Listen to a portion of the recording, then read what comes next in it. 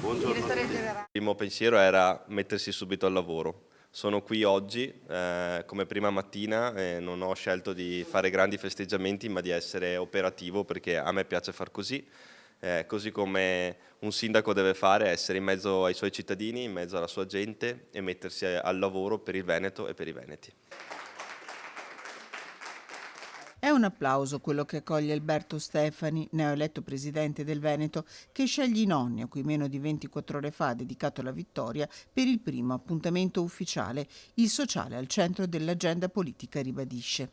Abbiamo la necessità per una società sempre più longeva di strutturare residenze per anziani all'avanguardia, anche garantire quartieri inclusivi, villaggi inclusivi, servizi socio-sanitari vicini ai cittadini. Un presidente già al lavoro che si era fatto abbracciare da chi per primo aveva creduto in lui, i cittadini di Borgoricco, il suo paese natale, dove è stato festeggiato con un incontro pubblico nel teatro Aldo Rossi e persino i fuochi d'artificio poche ore dopo la vittoria ufficiale. Quella è la mia comunità da cui sono partito, ho fatto il consigliere comunale da giovanissimo, poi ho fatto il sindaco qualche anno dopo.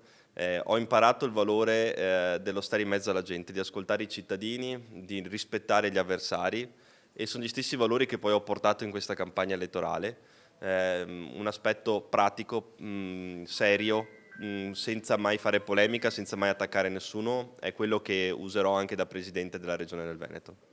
Strette di mano, sorrisi, racconti di vita nelle 2 ore trascorse con gli ospiti della Fondazione OIC nella residenza Civitas Vite Angelo Ferro di Padova, racconta il giovane governatore. Una visita qui dentro ti fa capire che dentro le RSA non ci sono persone che stanno finendo la propria vita, c'è vita, ci sono persone che stanno vivendo, c'è comunità, abbiamo visto tutto questo oggi e persone che hanno tanti anni ancora davanti e che meritano la dignità di essere curati, non solo curati da un punto di vista sanitario, ma anche da un punto di vista psicologico e di comunità territoriale. Che cosa le hanno detto? Ha incontrato, immagino, alcuni ospiti. Beh, mi hanno regalato disegni, mi hanno regalato, una ha scritto addirittura un libro, un ospite di questo centro che ovviamente terrò con me e leggerò già da stasera.